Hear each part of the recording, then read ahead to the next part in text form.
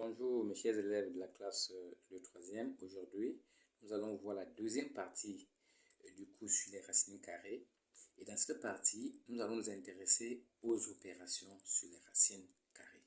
Autrement dit, quand nous avons plusieurs nombres avec les racines carrées, comment faisons-nous la somme? Comment fait-on le produit?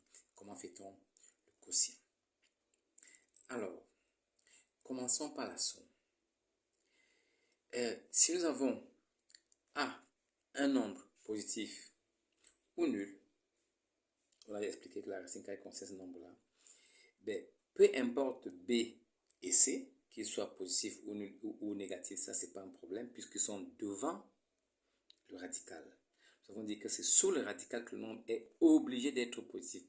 Devant le radical, on peut avoir un nombre négatif ou positif, là il n'y a aucun problème. Donc la problème nous dit ceci: B racine de A plus C racine de A, c'est B plus C racine de A. En fait, pour dire que si j'ai envie de réduire des termes avec racine carrée, eh bien, tous les termes qui ont exactement la même radicande peuvent se réduire. Et on les réduit en calculant tout simplement les nombres qui se trouvent devant ces radicaux-là, devant les radicaux, radical des radicaux. Voyons ça à travers un exemple. Si je veux réduire 4 racines de 2 plus 7 racines de 2, on voit bien que 2 est sur le radical et 2 encore est sur le radical au deuxième terme. Donc je peux bien réduire les deux termes parce que j'ai le même nombre sur le radical. Pour réduire ça, j'additionne 4 avec 7. Voilà, pourquoi on écrit 4 plus 7. Ça, c'est pour ne pas oublier. On peut le faire directement. Mais quand vous n'êtes pas encore très apte, prenez la peine de bien écrire comme ça pour être sûr que vous n'avez pas oublié un terme à réduire. Et ensuite, il ne reste plus qu'à calculer ce qui est dans la parenthèse pour trouver la réponse finale qui est 11 racines de 12. Prenons un autre exemple. Vous voyez, c'est le même raisonnement. Moins 7 racines de 3 plus 4 racines de 3. On voit bien que 3 est sous le radical au premier terme et encore 3 est au radical sous le deuxième terme. On peut réduire comme on a expliqué plus haut. Alors, nous allons voir des exercices d'application, des exercices qu'on vous donne à l'examen. On donne ce nombre A que vous voyez là. On donne donc ce nombre A. Donc A, c'est 7 racines de 108 moins 9 racines de 243 plus racine de 27. Et la question c'est, cette question vous sera posée tout le temps. On peut tout simplement vous dire de réduire A ou d'écrire simplement A, ou mieux, pour vous aider, de mettre A sous la forme A racine de B. Autrement dit, nous allons réduire A de sorte qu'à la fin, on aura un seul terme. Et dans ce un seul terme, on aura un seul nombre sous le radical et un nombre devant le radical. Voyons comment on procède, chers élèves. Alors, il y a plusieurs méthodes pour faire ce travail, mais je préfère vous le montrer par la méthode de décomposition d'un nombre en produit de deux facteurs dont l'un est un carré parfait. Ce genre d'exercice, on va s'arranger pour que ça soit ainsi. Donc, mon idée, c'est de faire quoi? C'est arriver à écrire 108 comme un carré parfait fois un nombre. Bon, généralement, qu'est-ce qu'on fait? On utilise 2, 3, 5, 7, 11. C'est assez facile à déterminer. Ici, c'est très souvent le nombre premier qu'on va utiliser très souvent. Donc, si je fais 108 divisé par 2, j'aurai un nombre qui n'est pas un carré parfait. Donc, ce n'est pas le bon. Si je fais par contre 108 divisé par 3, j'obtiens 36. Mais 36 est un carré parfait.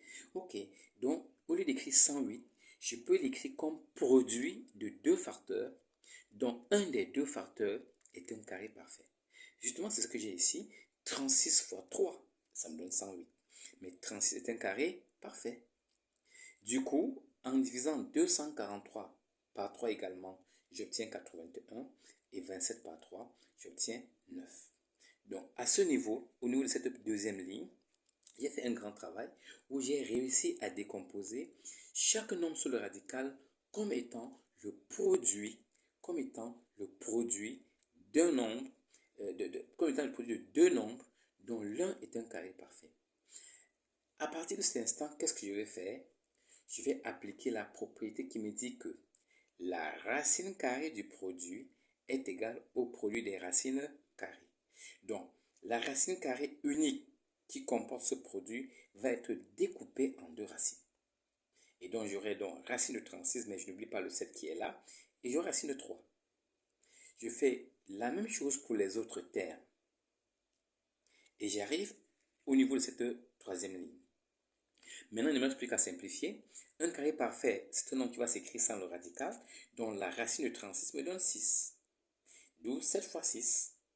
La racine de 81 me donne 9. D'où 9 fois 9. Et la racine de 9 me donne 3. Donc, une fois que j'ai écrit comme ceci, il ne me reste plus qu'à effectuer mon calcul là où c'est possible. J'aurai 42 comme étant le total de 7 fois 6, 81, et 3 racines de 3. Et du coup, je vais appliquer la première propriété qu'on vient de voir. J'ai exactement un même nombre sous le radical.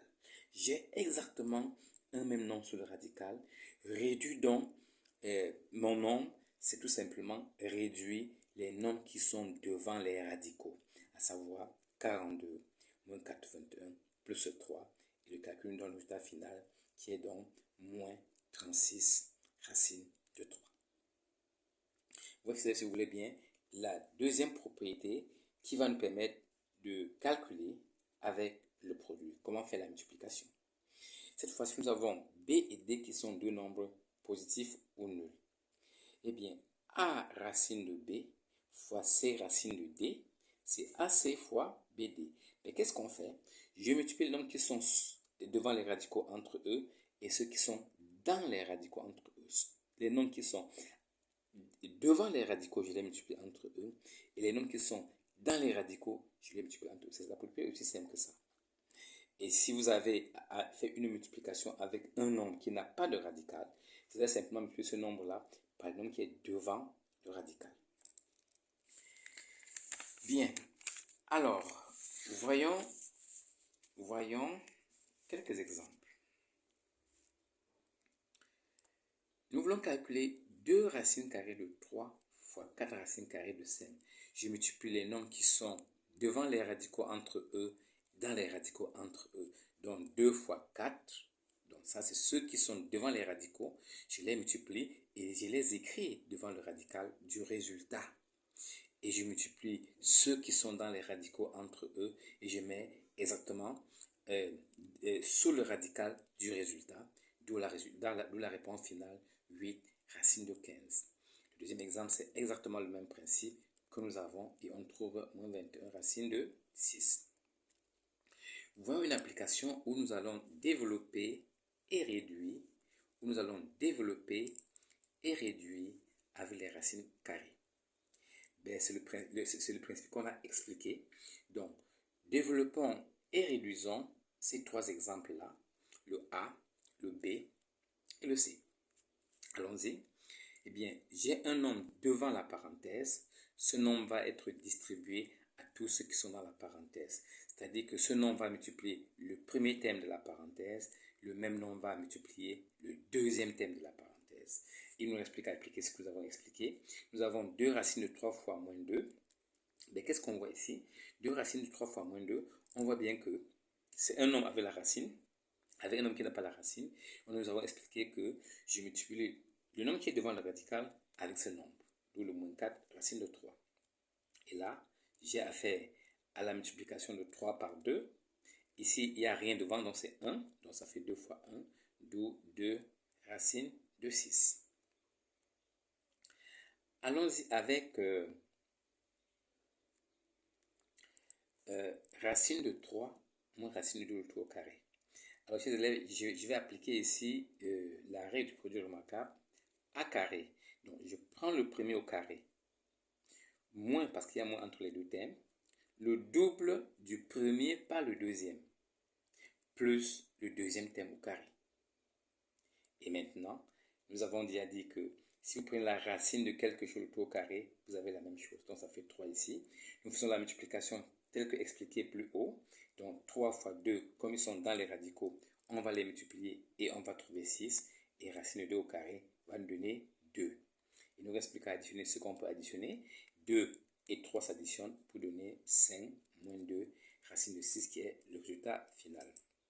Maintenant, je peux également trouver le même résultat en procédant tout simplement au développement simple.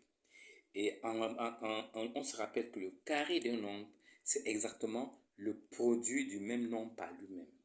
Donc, écrit que racine de 2 moins racine de 3 au carré veut dire racine de 2 moins racine de 3 que multiplier racine de 2 moins racine de 3. On peut donc se mettre à développer. Racine de 3 fois racine de 3, c'est racine de 9. Racine de 3 fois moins racine de 2, c'est moins racine de 6. Moins racine de 2 fois racine de 3, c'est moins racine de 6. Racine de 2, moins racine de 2 fois moins racine de 2, c'est plus racine de 4. Et les carrés parfaits vont se simplifier et on retrouve exactement le même résultat. Voyons le dernier exemple de cette application. Vous avez un nombre un tout petit peu complexe à calculer. On ne panique pas. Vous prenez le premier et multipliez le deuxième. Alors j'ai pris la peine ici d'écrire ça. Le premier, ce premier terme de la première parenthèse, multiplie d'abord celui-là. C'est là. Et lui, il multiplie encore cet autre. C'est écrit là. Ensuite, ce deuxième terme multiplie encore ce premier. Et ce deuxième terme encore multiplie ce deuxième. Une fois qu'on a écrit comme ça, le travail devient très simple. Nous appliquons. Je multiplie les termes, les nombres qui sont devant les radicaux entre eux, les nombres dans les radicaux entre eux. Ce qui me permet d'obtenir aisément moins 10 racine de 6, plus 6 racine de 9, plus 20 racine de 4, moins 12 racine de 6. Regardez bien que dans cette écriture, j'ai ici, alors on a regroupé pour qu'on voit bien, j'ai moins 10 racine de 6, moins 12 racine de 6. Regardez bien que nous avons 6 et 6. J'ai le même nombre à l'intérieur du radical. Donc, tous les termes qui ont le même nombre à l'intérieur du radical, tous ces termes-là, on peut les réduire. C'est donc ce que nous avons fait. Et ensuite, racine de 9 égale à 3. Donc, ça devient 6 fois 3. Cela est valable pour 20 fois 2, parce que racine de 4, ça donne 2. Et il ne nous reste plus qu'à réduire et obtenir ce résultat final. Voilà, chers élèves, pour cette deuxième partie. Dans cette deuxième partie, nous avons vu la propriété pour la somme et le produit. Dans la troisième partie, nous allons voir la propriété qui permet de calculer le quotient de deux racines carrées. Merci pour votre attention et à la prochaine.